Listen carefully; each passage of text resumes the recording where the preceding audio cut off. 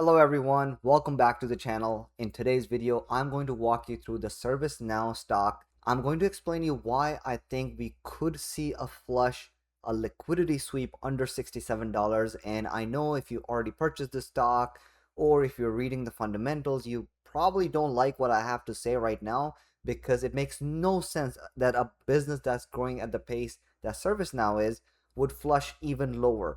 We are already down more than 40% from all-time highs. So why would that happen, right? But I want you to understand that my channel is not about scaling into long-term good quality stocks. I am looking for anomalies in the market where I can enter at a price where the level has an instant impact for a reversal. That is what I'm looking for. And if I'm looking for long-term growth, I already have my retirement accounts where I'm compounding every year 10% on SPY ETFs and whatnot. This account is all about making quick, fast money, but also making sure that we're not risking too much. And that's the number one law of investing. Don't lose the bag you're trying to invest, right? And that's what this is all about. So with that being said, let's jump onto the content that I have planned out for you. But I thought it would be a good idea to start with the fundamentals, walk you through why this is such a great company, and then I'll explain to you my reasoning behind why I think we could see a flush under 67. And I'll also explain you why I am not buying at $100 or $110 area, because I already tried and it didn't work out for me. So let's jump onto this. The stock is down roughly 50% from its all-time highs, 21% revenue growth. And I wanted to specifically do this in a bar chart pattern so that we can see the growth. And if you look at their revenue, that has doubled in 4 years from 5.6 billion all the way to 12.9 billion. That is actually more than doubled. And we are on the trajectory to hit 15.7 billion. And this is not what you expect from a company that's down 50% from all-time highs, right? If we move to the next part, this is the contracted backlog. We're talking about current remaining performance obligation. That's CRPO. This is another metric that is accelerating over time. And as you can see, it says that growth accelerated to 25% in the year AI was supposed to kill it. So we're not seeing any signs of slowing down. Moving on to free cash flow, as you can see, expecting 5.5 billion this year. And when you look at the percentage, you can see that it's slowing down as far as the percentage goes, but the dollar value is still going up from 24 to 26 to 34, and now we're growing at 20%. So just something to keep your eyes on. But as a company grows bigger, you can't keep up with the same percentages. If you look at Salesforce, which is CRM, they are down to I think 10 or 15% on their revenue growth, and they used to be 30 to 40%. And if we move on to the next part, which is the stock, it shows you that the metrics are good, fundamentals are doing extremely well, but the market is just scared and worried about the fact that AI might kill this company.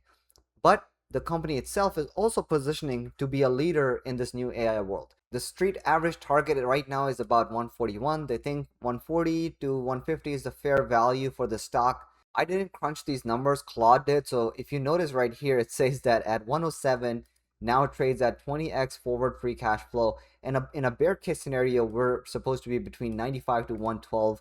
And I'm over here asking for $67, which is asking for too much. This is something I want to discuss. Let's start with the last piece for now.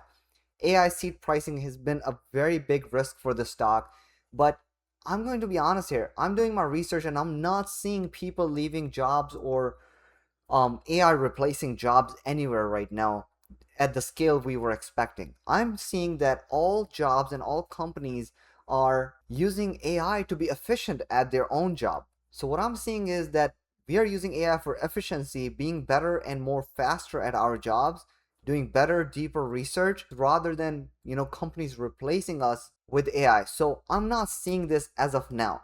And as far as the growth metrics go, this is the fun stuff. This is where my trade comes to life. The stock is down, but in the meanwhile, the projections and the guidance is pretty darn good.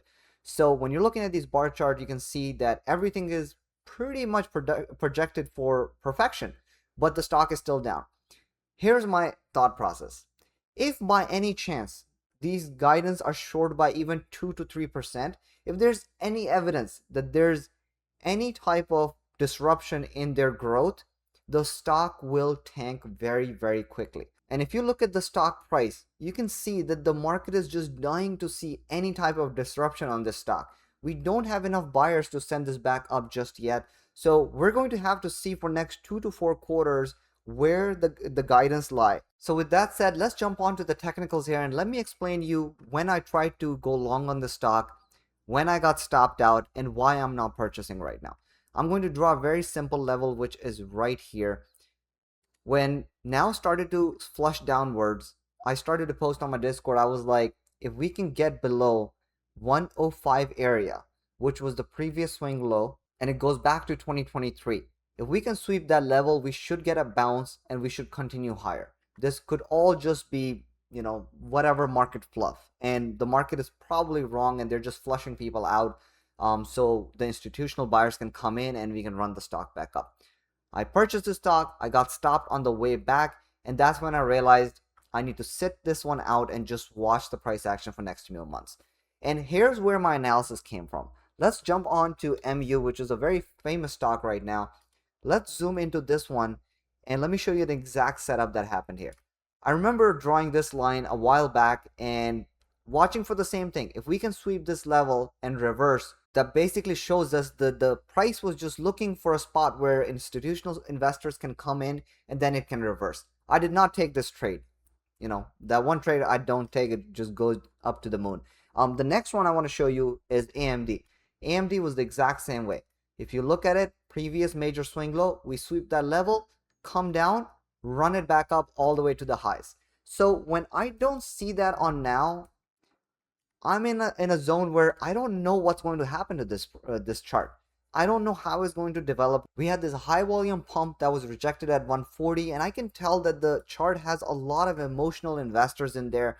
I'm going to say this again. This is a great company to buy for the long run. But the fun really begins if they stumble on a quarter number and the market gets really upset and they get this straight flush down, and I am pretty sure that anything under 67 is where you'll see a huge inflow of buyers. Institutional investors will come in and this stock is going to fix what they need to fix on the business side, and the stock will most likely start to reverse within the next quarter or two. So I don't know if this is going to happen or not, but I think if we can keep an eye out for this setup, this will be a very, very beautiful long play. And from $65 to $67, all we need to do is wait till it gets to 130, 140, and you have doubled your money. And honestly speaking, this is one of those stocks that I could just put a timer of 1.5 to 2 years for a full recovery and just park my money and walk away. But I won't do that until we hit a certain level. Another reason I think ServiceNow can hit that fumble is because everybody's trying to figure out this new agentic era. They are all trying to deploy these agents out there, protect these agents, and figure out how to navigate the landscape around it. But most companies are just figuring it out. So if there was ever a time to make a mistake for a company, it would be literally right now.